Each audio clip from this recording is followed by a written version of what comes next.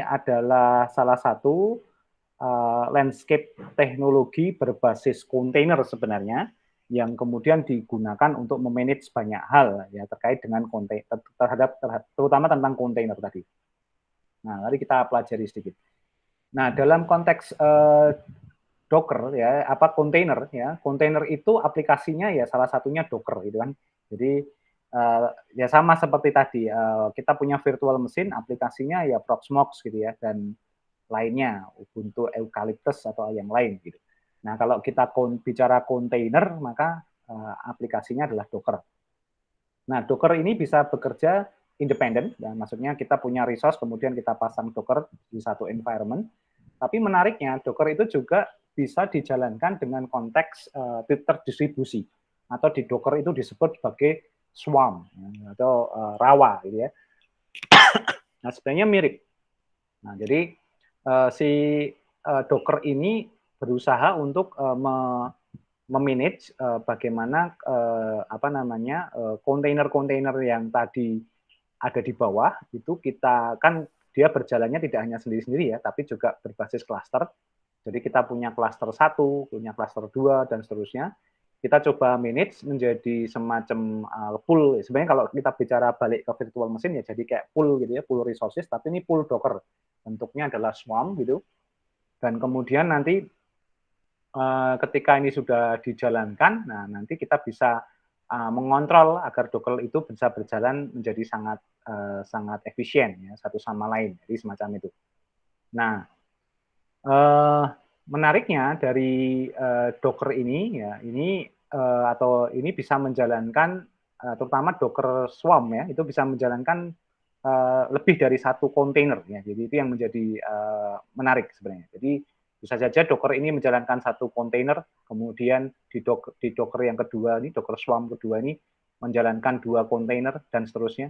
Itu juga sangat memungkinkan. Nah, ini kan menarik ya. Dalam satu server kan kita bisa jalanin berapa Docker itu, bisa saja kan. Nah, lebih dari satu juga nggak masalah kalau memang servernya kuat gitu ya. Nah, konsep dari Docker ini nanti sebenarnya di dalam misalnya dalam satu node komputasi atau server kita punya beberapa Docker. Sebenarnya Docker itu kita bisa buat menjadi Docker worker ya. Docker yang menjalankan suatu spesifik task tertentu dan kemudian kita atur menjadi oleh Docker manager, dan Docker manager ini bisa 1 atau 3 kalau memang dia katakanlah menghubungkan lebih dari satu node gitu, dan kemudian itu bisa diatur ya secara terintegrasi agar kemudian semua Dockernya terkontrol, sehingga kita kayak punya tadi virtual machine monitor atau virtualization management tadi ya. Nah, menjadinya di situ. Nah, dalam konteks ini maka kita butuh ini sebenarnya. Jadi kita punya Swarm Manager, kemudian punya Swarm Worker. Ya, ini dikelola oleh Swarm Manager, dan kemudian kita akan punya Docker Swarm Cluster. Jadi kita punya cluster yang di dalamnya menjalankan beberapa Docker, dan kita cukup punya Docker Registry untuk menjalankan itu. Dan itu bisa dijalankan di Hyper-V, ya bayangkan semacam. Jadi ini menarik ya, jadi bisa di hybrid begitu. Nah, kemudian apa letaknya tadi kontainer, kemudian Docker, dan kemudian kita punya Kubernetes, gitu ya. Jadi semacam itu. Nah, ini sebenarnya ini menggambarkan semua yang kita bicarakan. Jadi tadi traditional deployment dari awalnya, kemudian kita punya virtualisasi, hypervisor, dan kemudian punya virtual machine. Kemudian Docker ini mensimulasikan atau mengemulasi microservice tadi menjadi kontainer. Nah, ketika kita punya banyak Docker, nah ini sebenarnya bisa kita manage ya dengan konteks Docker sendiri itu pakai Swarm tadi, tapi kalau kita mau lebih efisien maka kita bisa pakai Kubernetes. Kubernetes ini adalah mengatur semua bekerjanya Docker yang terdistribusi. Nah, mudahnya gitu. Jadi gimana itu ya, bayanginnya. Jadi semacam itu. Jadi ini memanage cloud-nya Docker kalau bahasa saya gitu. Jadi cloud-nya Docker bisa di manage begitu. Nah, ini menjadi menarik. Jadi kalau Docker ya simple ya. Docker ini hanya menjalankan kontainer, tapi kalau kita punya banyak Docker, kita bisa jalankan sebagai Kubernetes tadi. Nah, memang Kubernetes ini dibuat agar benar-benar by default itu menjalankan arsitektur kontainer tapi berbasis cloud atau terdistribusi secara well design, secara baik gitu ya. Dari awal memang didesain agar lebih baik. Makanya di sini kita bisa lihat bahwa di dalam Kubernetes itu kuncinya sebenarnya ada sekitar 5 komponen sebenarnya, selain dari Docker-nya itu sendiri ya. Jadi yang pertama nih, scheduler. Ini scheduler ini mengatur proses atau tahapan atau sequence waktu berjalannya Docker ya, apabila kita punya banyak sekali Docker. Kemudian API services. Nah, ini semua interaksi ke arah dari Docker masing-masing Docker karena dia container dan di dalamnya ada microservice otomatis pakai API. Nah, maka nanti ada API server sendiri. Dan nanti ada controller manager yang mengatur itu semua. Nah, dan ini semua di 3 komponen ini ada di master Kubernetes-nya. Jadi ada di komponen master dari Kubernetes. Nah, nanti ada node yang masing-masing node itu punya namanya kubelet. Kubelet ini adalah Kubernetes LED gitu ya, yang nanti yang meregistrai node dari Docker sebagai node-nya Kubernetes. Jadi kita bisa melihat ini ada master node sebenarnya dan juga ada slave node. Tapi ini master Kubernetes, ini slave-nya Kubernetes. Nah, atau slave node-nya Kubernetes. Nah, kemudian untuk mengatur itu network-nya ada service proxy ya, jadi semacam itu. Nah, ini modelnya semacam itu. Nah, di sisi yang lain nanti kalau kita berjalan, si jalannya Kubernetes ini ketika ada request, maka nanti Kubernetes ini akan menghandle dulu dari ini ke kayak sistem terdistribusi ya. Jadi ada di control plane atau di head node-nya tadi itu ada API server, ada etcd, kemudian bermain scheduling-nya, kemudian service discovery-nya juga bermain dan load balancing-nya. Jadi sebenarnya ini juga sudah mendeploy modelnya virtual machine.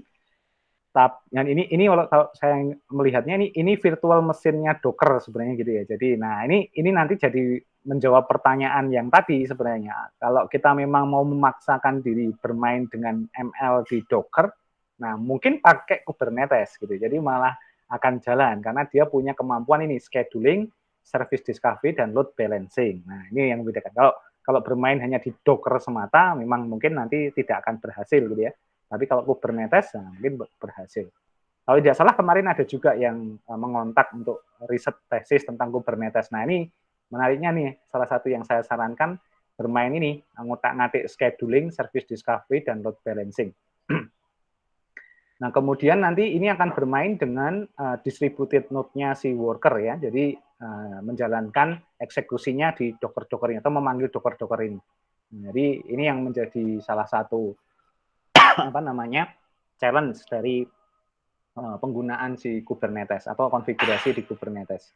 Sebenarnya logikanya mirip sih, ini seperti antara sistem terdistribusi, punya head node dan slave node, mekanisme proses di virtual machine dipakai oleh Kubernetes, tetapi objek yang diatur itu adalah Docker atau container. Nah, jadi semacam itu. Nah, ini yang menjadi menarik. Nah, ini Kubernetes ini open source ya, digunakan untuk manajemen workload aplikasi yang dikontainerisasi. Nah, jadi terjawab nih tadi Mas Bagas ya. Jadi ini bisa digunakan untuk tadi, misalnya machine learning-nya mau kita jalankan dengan konsep skalabilitas yang baik ya, berarti solusinya adalah kalau di VM ya pakai virtual machine tadi, tapi kalau di Docker pakai Kubernetes sebenarnya. Harus jangan menggunakan Docker sendiri, tapi Kubernetes.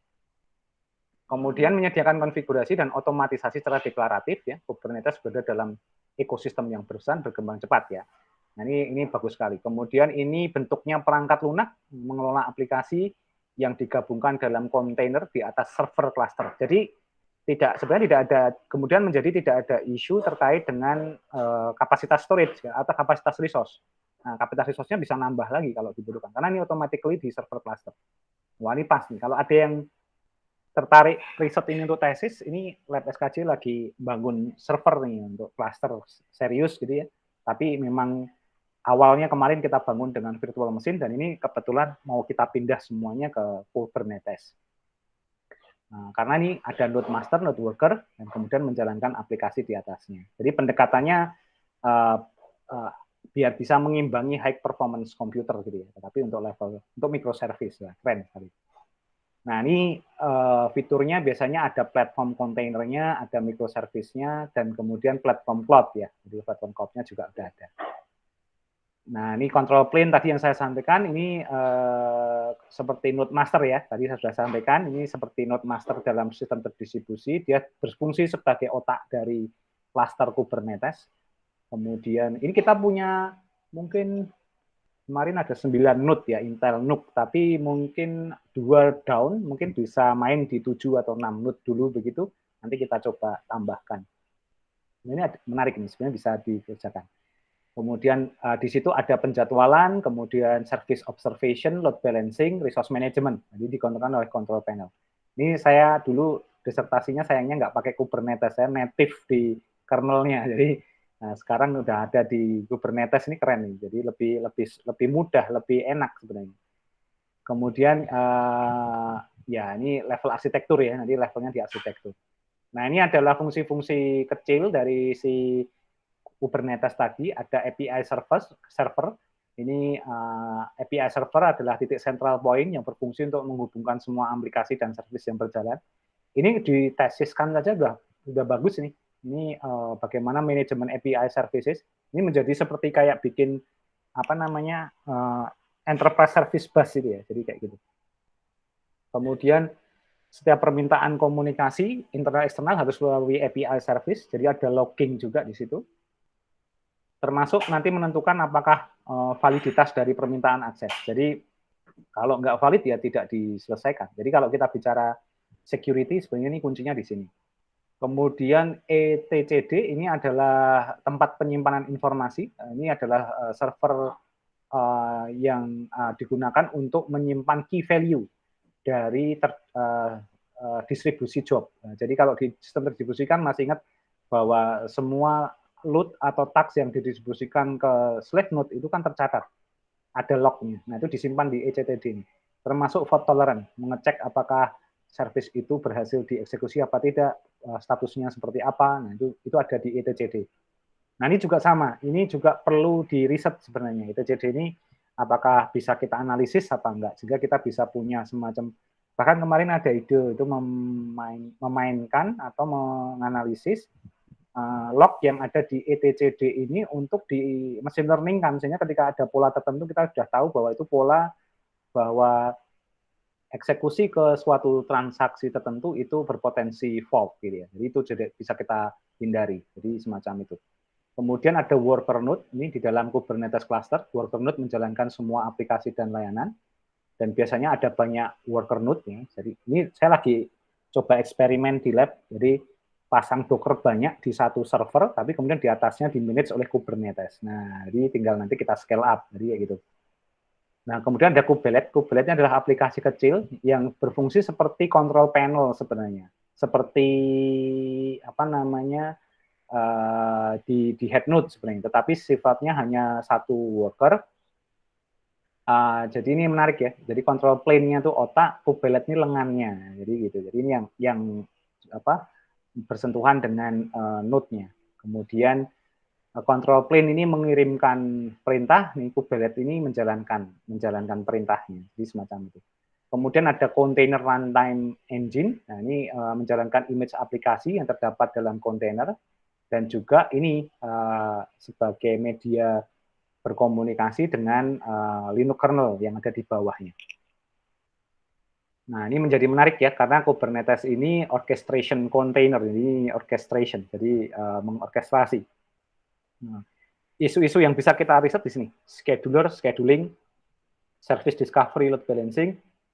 Nah, ini mendeteksi slowness atau kelambatan atau lemahnya layanan. Nah, ini bisa kita bisa investigasi lebih awal kalau kita bisa menganalisis dari datanya si etcd, sebenarnya semacam itu. Dan terakhir adalah resource management. Ini berapa banyak node yang harus kita buat, itu belum ada risetnya itu ya. Nah, ini adalah referensinya. Nah, kira-kira itu. Nah, ini menggambarkan bagaimana ini menarik. Ini kalau didiskusikan panjang sebenarnya, dan Kalau di riset ya ini sebenarnya ini yang saya kerjakan. Sebenarnya saya lebih fokus di sini sejak awal. Jadi risetnya di resource, terlebih kecil lagi resource allocation. Jadi semacam itu. Cuma memang belum sampai ke Kubernetes sih, saya malahan baru kita mulai Kubernetesnya untuk dibongkar gitu ya. Tapi kalau di level virtual machine sama resource allocation itu sudah ya. Jadi ini menantang juga. Tapi beberapa penelitian tentang Kubernetes sudah pernah kita kerjakan itu dengan menggunakan Gamma Box OS ya. Jadi kontainernya untuk menjalankan sistem operasi big data. Nah, itu sama juga kan big data untuk machine learning tadi. Nah, tapi kemarin fail-nya tadi baru levelnya Docker. Nah, harus dipasang di container sebenarnya agar punya kemampuan seperti virtual machine untuk resource allocation dan lainnya. Jadi semacam itu. Oke, itu tentang container. Ada diskusi atau pertanyaan untuk rekan-rekan sekalian?